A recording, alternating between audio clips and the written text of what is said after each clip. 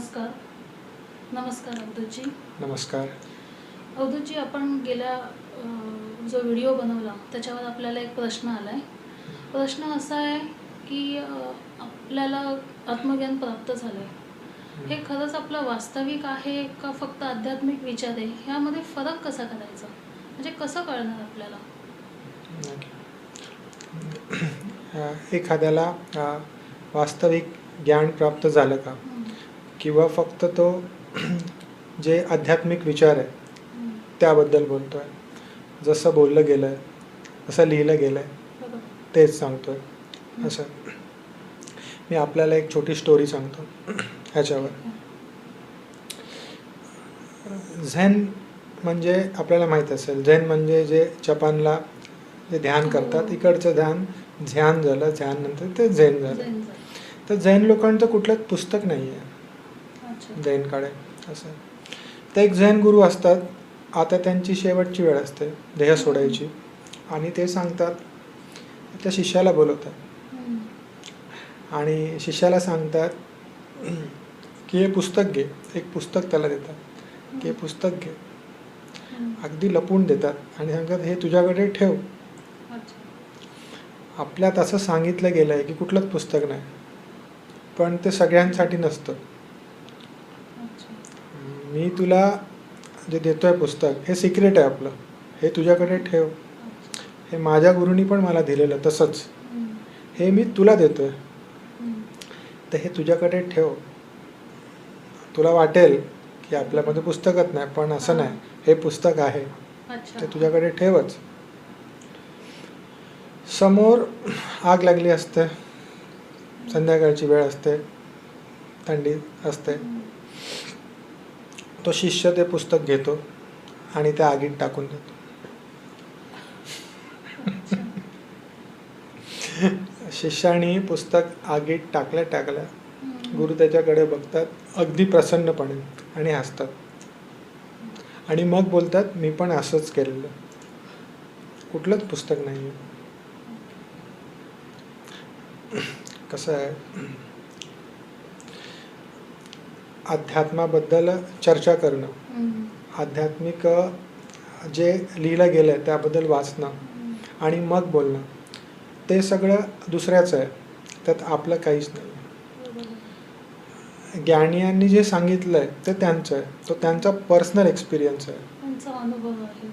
आणि कसं आहे, ॲक्च्युली एवढा मोठा हिमालय आहे, त्याला कुठून कोण चढायचा प्रयत्न करतोय आणि तिथे गेल्यावर त्याला काय दिसतंय, प्रत्येकाचा अनुभव वेगळा आहे. हिमालय आहे असा अनुभव आहे, आतमध्ये शांती आहे, ज्ञान आहे, स्थिरता आहे, आनंद आहे, रहस्य आहे, सगळ्यांचा अनुभव आहे, शब्द वेगवेगळे. ह्याच्यामुळे होतं काय, ह्याच्यामुळे ज्यांना ज्ञान नाही ते डिफरेन्शिएट करतात, ह्यांनी वेगळं सांगितलं, त्यांनी वेगळं सांगितलं. पण जर आपण ज्यांना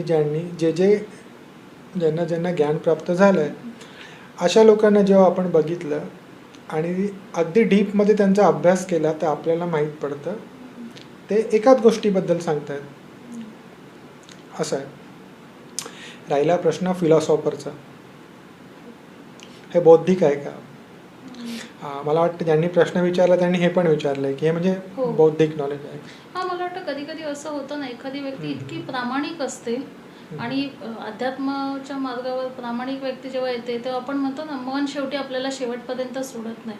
मग ते मन सारखं आपल्याला प्रश्न विचारतं का की हे खरंच वास्तविक आहे का, आपले विचार आहेत, म्हणजे आपली बुद्धी आपल्याला फक्त जे आपण वाचलंय ऐकलंय त्या स्तरावरच आपल्याला हे करते का? अनेक प्रश्न असे येत असतील ना. आता हा सुंदर प्रश्न आहे, हा तुमचा प्रश्न आहे जो अगदी खरा प्रश्न आहे आणि सुंदर प्रश्न आहे. का असं? कारण की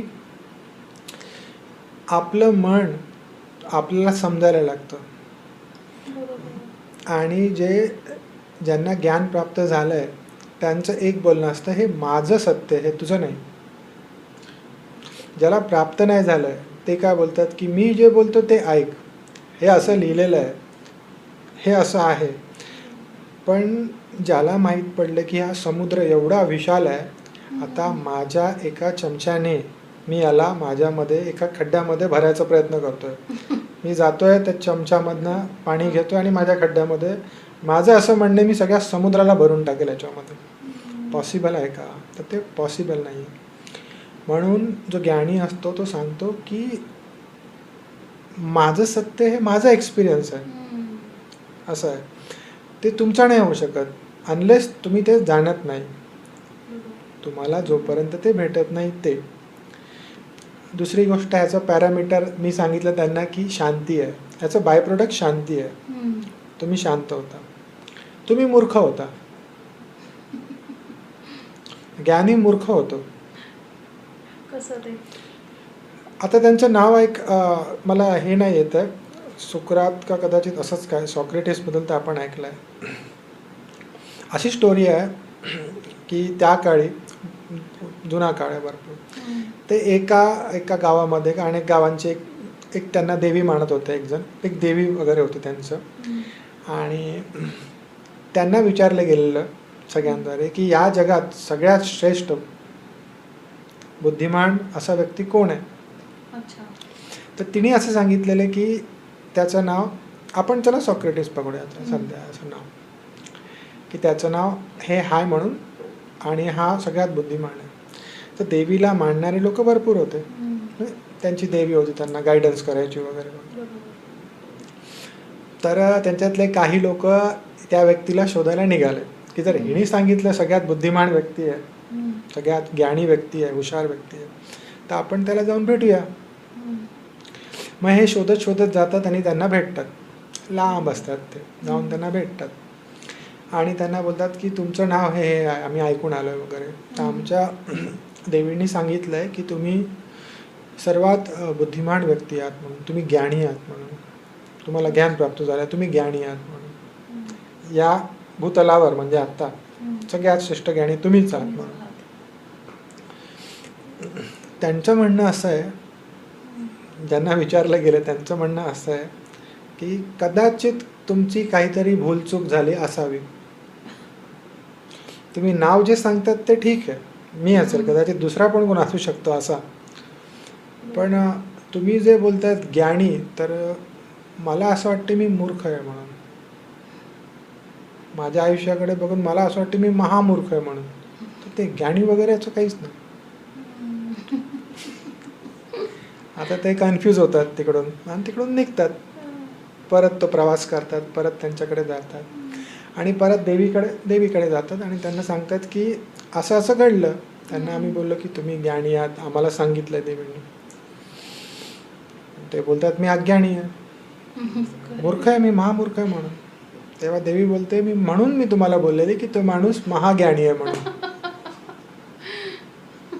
आपलं अज्ञान जेव्हा दिसतं ना, जो माणूस जेव्हा त्या समुद्रात उतरतो आणि जेव्हा ते विराट बघतो तेव्हा त्याला माहीत पडतं आपलं अज्ञान किती आहे.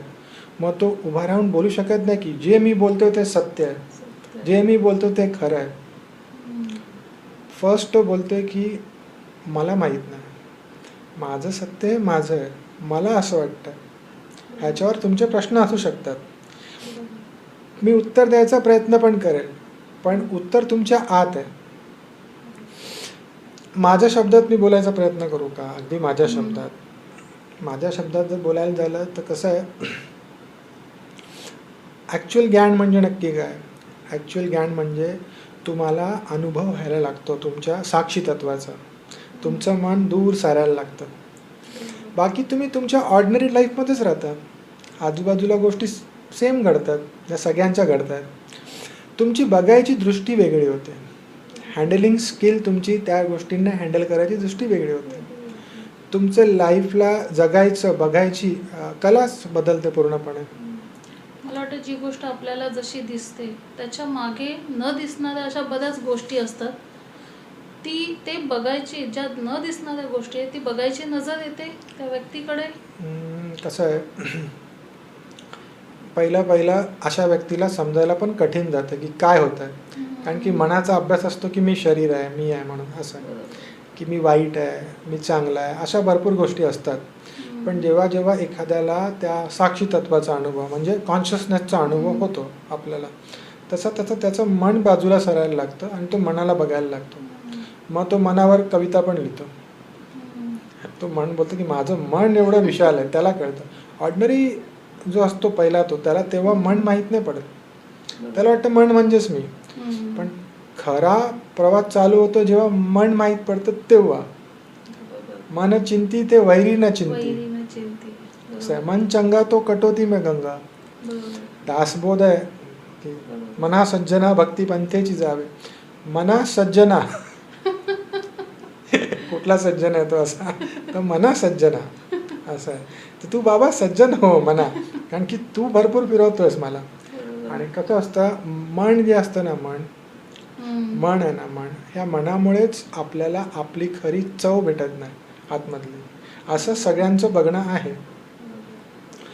तर कसं आहे, तुमचं साक्षी तत्व जसं जसं तुम्हाला उदयास येतं, मन हालचाल करत राहतं, पण तुम्हाला कला येते मनाला बघायची. पण दुसरी गोष्ट मोठी घडते की तुमचा प्रकाश तुम्ही स्वतः बनता. एखाद्या प्रश्नावर तुम्ही जेव्हा उत्तर देता तेव्हा ते ह्यानी सांगितलंय, त्याने सांगितलंय, इथे लिहिलंय, तिथे लिहिलंय असं नसतं. तुम्ही त्या प्रश्नाकडे बघता आणि तुमची चेतना आहे, तुमचं कॉन्शियसनेस जेव्हा त्या प्रश्नाकडे बघतं, अगदी त्या प्रश्नाचा सार पण माहीत पडतो, तेव्हा तुम्ही बोलायला लागता. आयुष्य गहिरं गहिरं गहिरं आणि गहिरं होत जातं. आता एखाद्या व्यक्ती प्रश्न विचारतोय, एकाकडे रेडीमेड आन्सर आहे, पण असा व्यक्ती ज्याला रेडीमेड आन्सर नाहीच आहे. आता कबीर महाराज आहे, कबीर महाराज की मासी अशी कागज छुवो नाही बोलतात, म्हणजे त्यांनी कागद आणि शाई शिवलीच नाही आहे. पण त्यांचे दोहे, त्यांचे निर्गुण दोहे जर आपण ऐकले, आपण तर सगुण ऐकतो, नॉर्मल जे आपल्याला पर्यंत पोचतात ते आपण ऐकतो. पण जे निर्गुण त्यांचे जे दोहे आहेत ते, बरसे कमलिया भीगे आसमान, बरसे कमलिया भीगे आसमान, सुनो भाई साधो जय जयकार. कमलिया बरसे आणि आसमान भिगतंय. कुठलं कमळ? हृदय कमळ बरसतंय आणि आसमान भिजतंय, आकाश भिजतंय. कसं काय पॉसिबल आहे? म्हणून ते सांगतात की मी निर्गुणला गायल, असं आहे. पण त्यांच्याकडे कुठलं ज्ञान? ज्या व्यक्तीला वाचता येत नाही, ज्या व्यक्तीला लिहिता येत नाही, ज्यांनी कुठलंच काही वाचलं नाही, त्यांचे गुरु होते. पण जेव्हा व्यक्तीला ज्ञान प्राप्त होतं तेव्हा त्याच्याकडे स्वतःचा प्रकाश येतो, आणि हा प्रकाश सगळ्यांचा आहे, सगळ्यांच्या आतमध्ये आहे.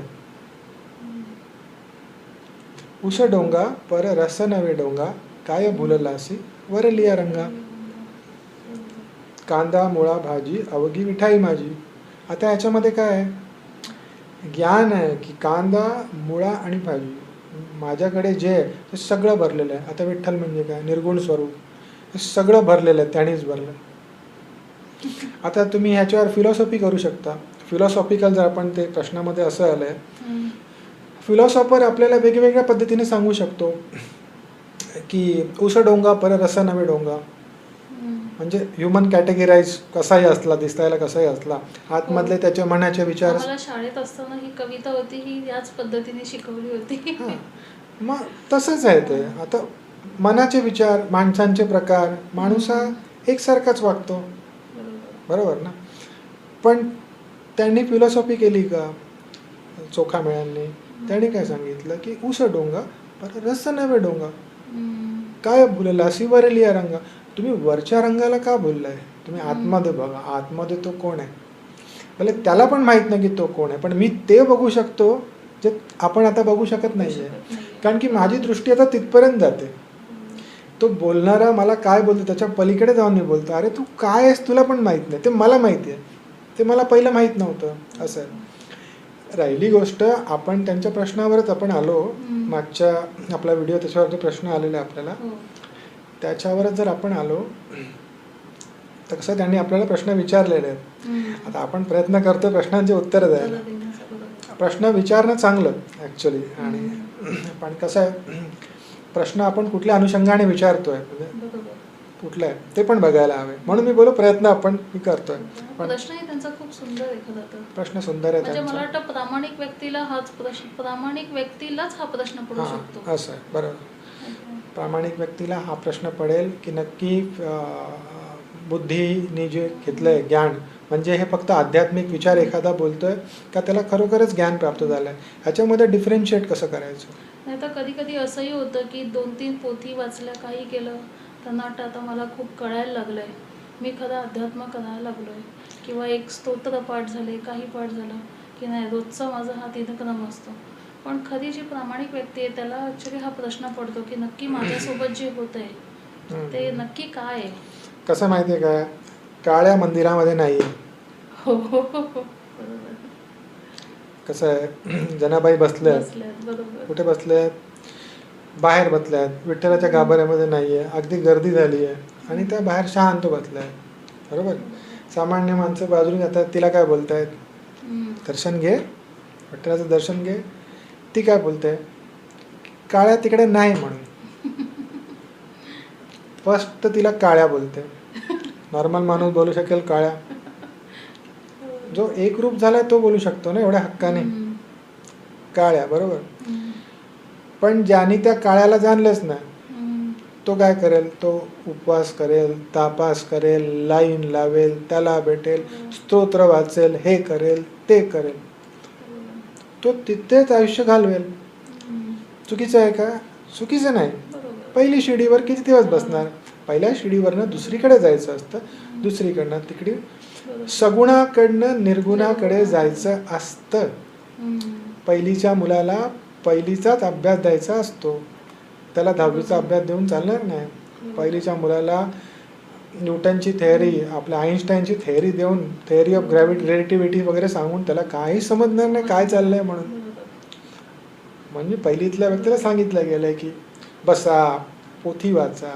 पोथी वाचा म्हणजे ज्ञानेश्वर माऊलींनी काय लिहिलंय, काय लिहिलंय, नामाचं स्वरूप म्हणजे नक्की काय, नाम म्हणजे काय, राम म्हणजे काय, कृष्ण म्हणजे काय, विष्णू म्हणजे काय. त्याच्यानंतर जो पुढे पुढे पुढे पुढे पुढे जातो तो निर्गुणामध्ये उतरतो आणि निर्गुणामध्ये तो स्वतःला भेटतो. असं आहे. म्हणून कसं आहे, असे भरपूर फिलॉसॉफर झालेत आजकाल यूट्यूबवरती वगैरे आणि सगळीकडे सोशल मीडियावर. कसं चालतं, हे जे फिलॉसॉफर होऊन गेलेत, भरपूर फिलॉसॉफर होऊन गेलेत, त्यांनी त्या प्रश्नांना बघितलं, त्या प्रश्नांना बघून त्यांनी ते जे प्रश्न सामान्य व्यक्ती विचारू नाही शकत असे प्रश्न त्यांनी विचारले. तेव्हा अरे आपण असे प्रश्न विचारलेत नाही, माणसाच्या मनाबद्दल, बुद्धीबद्दल, विकासाबद्दल. आपल्यासाठी जो प्रश्नच नसतो पण त्यांच्यासाठी जो प्रश्न असतो तेव्हा आपण हालतो एकदम. पण माझ्या दृष्टीने मी जेव्हा फिलॉसॉफरला बघतो, माझ्या दृष्टीने मी जेव्हा फिलॉसॉफरचं बघतो, मी फिलॉसॉफरला कधीच वाचत नाही, कारण की मला ते वाचन कधीच आवडलं नाही. फिलॉसॉफर तर्क करतो आणि प्रश्न उचलतो, उत्तर नाही शोधत. मला वाटतं अध्यात्मिक मार्गावर असणारी व्यक्ती आणि एक फिलॉसॉफर याच्यामध्ये हा फरक आहे का. फिलॉसॉफर असा आहे की फिलॉसॉफर आता अशा ह्याच्यावरती की एक झटका आणि तो पुढे जाईल, एक त्याला धक्का आणि तो पुढे हे करेल आतमध्ये, कारण की तो प्रश्न बरोबर विचारतोय तिथपर्यंत. असा फरक आहे. आध्यात्मिक म्हणजे कुठला, आध्यात्मिक म्हणजे बाबावाले आध्यात्मिक नाही आहे. आध्यात्मिक म्हणजे अगदी सहज साधा भोळा माणूस, पण ज्याने त्याला अनुभवाद्वारे, त्याला आज जो अनुभव झालाय त्याद्वारे तो गोष्टींना बघतोय, तर त्याच्याकडे उत्तर आहे. फिलॉसॉफरकडे प्रश्न आहेत. भरपूर फिलॉसॉफरनी आत्महत्या केली आहे. असे भरपूर फिलॉसॉफर आहेत ज्यांनी आत्महत्या केली, जे वेडे झालेत. फक्त प्रश्नच प्रश्न. इंटेलिजन्स फक्त वाढला, जास्त इंटेलिजन्स वाढला तर तुम्ही संवेदनशील, तुम्ही बघता प्रत्येक गोष्टीला, प्रत्येक गोष्टीमध्ये तुम्हाला असं वाटेल की हे बरोबर नाही, हे बरोबर नाही, हे बरोबर नाही. मग तुम्ही बाहेर किती बनवाल गोष्टींना चांगलं. परिस्थिती आता बाजूला, सोशल मीडियाला वगैरे तुम्ही फक्त ओपन करा, काय काय चाललंय, किती काय काय चाललंय. तो पण असा आहे की तुम्हाला जे आवडतं तेच पाठवणार. असं पण आहे.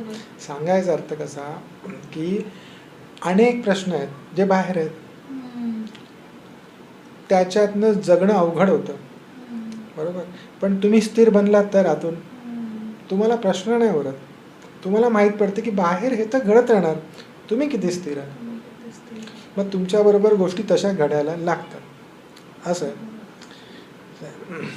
शुड अँड शुड नॉट हे पाहिजे असंच पाहिजे असं ज्ञानी माणसाकडे नसतं.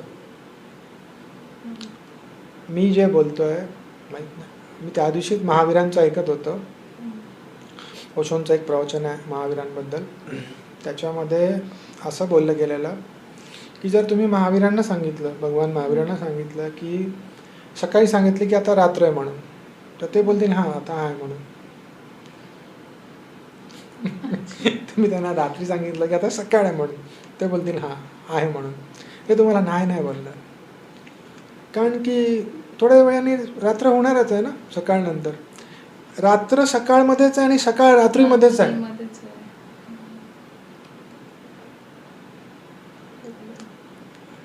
आपली दृष्टी आणि त्यांच्या दृष्टीमध्ये प्रचंड फरक आहे. म्हणून हे जे ज्ञानी जेवढे होऊन गेले ह्यांच्याकडे त्यांची दृष्टी आली. ती दृष्टी म्हणजे कुठली? आपली दृष्टी. आपणच आतून असे आहोत. आपण जेव्हा बघायला लागतो तेव्हा माहीत पडतं आपल्याला. हा फरक आहे फिलॉसॉफरचा आणि ज्ञानींचा. त्यांच्याकडे उत्तर आहे, त्यांच्याकडे अमृत आहे, त्यांच्याकडे तुमच्या आतमधला आनंद आहे, कसा मिळवायचा ते उत्तर आहे. फिलॉसॉफरकडे प्रश्न आणि प्रश्न आहे. माणसाला अगदी ढवळून निघणारे प्रश्न आहेत. चांगलं आहे उत्तर ज्ञानियांकडे. पण अजून एक सांगतो आपल्याला शेवट. हा प्रॉब्लेम कसा येतो माहिती आहे का? आपण मला असं वाटतं कसं ओळखावं. मला असं वाटतं त्यामध्ये जो स्वतःला मूर्ख बोलतो, जो असा बोलतो की मी जे सांगतोय हे माझं सत्य, तुमचं नाही. माझं सत्य, हा माझा अनुभव, हा तुमचा नाही. तो चुकीचा पण असू शकतो. तो माझ्यासाठी सत्य, मला तो आनंददायी, मला वाटतंय ते ठीक आहे, तुम्हाला नाही वाटत. म्हणून तुम्ही पण असंच करा. गरज नाही. आजकाल असं खूप कमी सांगितलं जातं. ऍक्च्युली याच्यावर आपण एक वेगळा विषय बोलू शकतो. हा वेगळा विषय होतो थोडासा. पण आजकाल असं भरपूर सांगितलं जातं की तुम्हाला थर्ड आय आम्ही फील करून देऊ, तुम्हाला आतून ओंकार ऐकवला जाईल, एवढ्या दिवसाचा कोर्स आहे. हे असं सोशल मीडियावर म्हणजे भरपूर माझ्या पाहण्यात आलेलं आहे. तर हे कसं असू शकतं ना, म्हणजे मला आलेला अनुभव, मी ऐकलेला एक वेगळा आवाज, तो दुसऱ्या व्यक्तीला त्याची पूर्वतयारी किती आहे. जसं 10वीची परीक्षा देताना आपण एक पूर्व परीक्षा देतो, त्याशिवाय आपल्याला फायनलचा आपल्याला अंदाज येत नाही. मी खूप साधं उदाहरण देते माझ्या स्तरावर. तसं एखाद्या व्यक्तीची जर तेवढी तयारीच नसेल तर त्याला थर्ड आय म्हणा किंवा त्याला आत्मा म्हणजे आतून जो येणारा ओंकार आपण जो म्हणता तो कसा काय ऐकायला येऊ शकतो. कसं आहे ह्याच्यामध्ये, कसं आहे थंबनेल चांगला बनवावा, लोकांनी आपल्याला ऐकावं. म्हणजे हे असं झालं ना की समोरच्याला आपण भ्रमात टाकतो. कसं आहे आपण गोष्टींना अगदी प्रामाणिकपणे बघितलं ना तर यूट्यूबला कसं आहे, यूट्यूबचं अल्गोरिदम आहे. यूट्यूब अल्गोरिदमने गोष्टींना हे करतो. समोरचा पण केव्हा बघतो की जेव्हा तुम्ही काहीतरी असं ट्विस्ट सांगता गोष्टीमध्ये काहीतरी, तेव्हा तो बघतो. समोरच्याला माहीत पडतं, मग तो तसाच करतो. मग व्हिडिओमध्ये पण ह्याच गोष्टी बोलल्या जातात. थर्ड आई, ओंकार, ऊर्जा, 3D 5D डायमेन्शन, हा प्रवास, तो प्रवास, भविष्य बघणं, हे वगैरे वगैरे वगैरे. या सगळ्या गोष्टी चर्चेच्या नाहीच आहेत.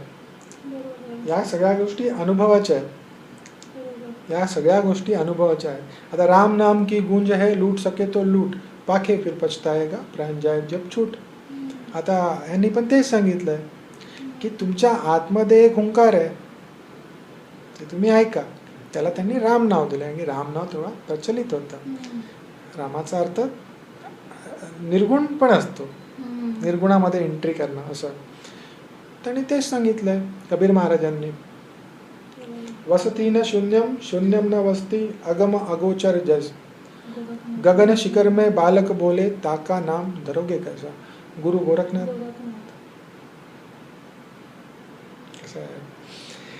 आपण जेव्हा यांना बघू तेव्हा माहित पडतं की रहस्य यांनी सांगितलंय. पण थर्ड आय कसं उघडतं, काय उघडतं, तुमची तेवढी तयारी आहे का? तेच म्हणायचं. थर्ड आयची तुमची तयारी आहे का? थर्ड आय उघडणं म्हणजे काय, तेवढं समर्पण आहे का, तेवढं निर्गुणामध्ये उडी मारायची तयारी आहे का? त्याला तुमचं समर्पण लागतं, त्याला तुमची श्रद्धा लागते, त्याला तुम्हाला 100% त्या गोष्टीला द्यावं लागतं. आपण चर्चा का करतोय? कारण की अनुभव आला आहे की आतमध्ये शांती आहे, स्थिरता आहे, प्रेम आहे, आयुष्य सुंदर आहे. गोष्टी बाहेर तशाच घडतात ना. जीवनात अप्स अँड डाऊन्स आहेत, पण त्यामध्ये पण स्थिरता आहे, अगदी आनंद आहे, ब्लिसफुल. आता तो वाटायचा आहे, तो वाटायलाच पाहिजे. म्हणजे निघतंय ते आपण बोलतोय, असं आहे. मग ते बोलायलाच पाहिजे, कारण की हे सगळ्यांचं आहे. पण जेव्हा समोर दुःख दिसतं तेव्हा असं वाटतं आपण बोलायलाच पाहिजे, असं आहे. पण प्रॉब्लेम काय, तुम्ही काय बोलणार? मग तुम्ही थर्ड आय बद्दल बोलणार, तुम्ही ऊर्जाबद्दल बोलणार. थर्ड आय हा अनुभवाची गोष्ट आहे. त्याला पिनियल ग्लँड बोलतो आपण. मटर एवढा दाना असतो आपला, छोटा पटाणासारखा दाना असतो, त्याला पिनियल ग्लँड बोलतात. असं अनंत अनुभव होतो. मला पण अनुभव आहेत भरपूर, पण इथे बोलून त्याला फायदा काय? हे कधी सांगायला लागतं? एखादा जेव्हा तो अनुभव घेतो आणि देवाला तो बोलतो की मला असं असं थोडं वाटतंय बघितल्या दृष्टीमध्ये, किंवा असं असं काय वाटतं, मग त्याला सांगू शकतो की बाबा ठीक आहे, तुला जे घडतं ते ठीक आहे. हा मी अनुभव मला पण आला आहे, की अनुभव याला आलेला आहे, हा ठीक आहे, नॉर्मल. मेन काय, तुझ्यामधला बदल, तुझ्यामधला बदल, तू बदलतो का?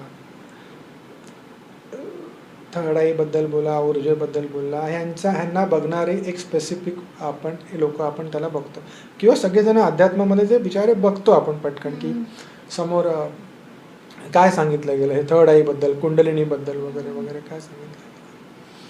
आता कुंडलीबद्दल असं आहे की ज्याला अडथळे आहेत कुंडलिनी शक्तीमध्ये, पहिली गोष्ट कुंडलिनी शक्ती म्हणजे नक्की काय, तो एक समजून घेण्याचा खूप मोठा भाग. कुंडलिनी म्हणजे तुमची एनर्जी सोर्स, तोच सोर्स आहे तुम्हाला एनर्जीचा, दुसरा सोर्स काय? त्याला सर्पाकार सांगितलं गेलं, कारण की ती अशी उठते. आता मग चक्र कुठे आहेत? लोक बोलत चक्र कुठे आहेत? चक्र नाहीच आहेत. चक्र कुठे आहेत?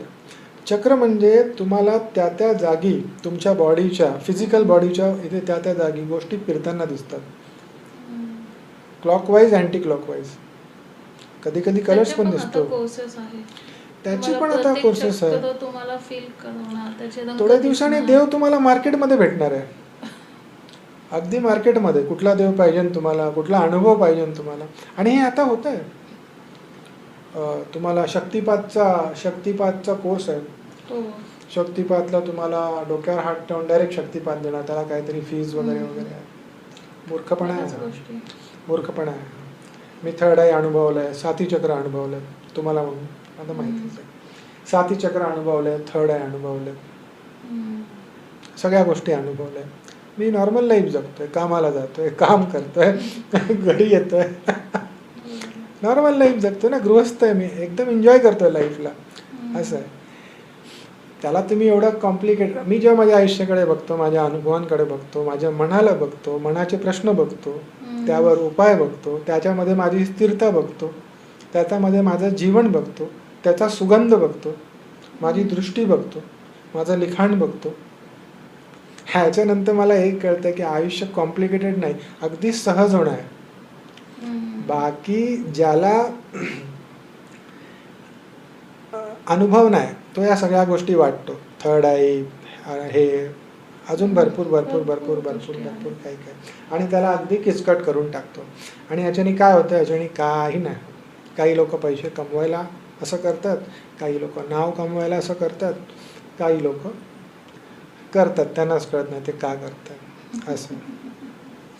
खूप सुंदर अवधूतजी, आपल्याला आलेला प्रश्नही खूप सुंदर होता आणि त्यावर तुम्ही उत्तरही खूप छान दिलं. खूप खूप धन्यवाद आपले. धन्यवाद.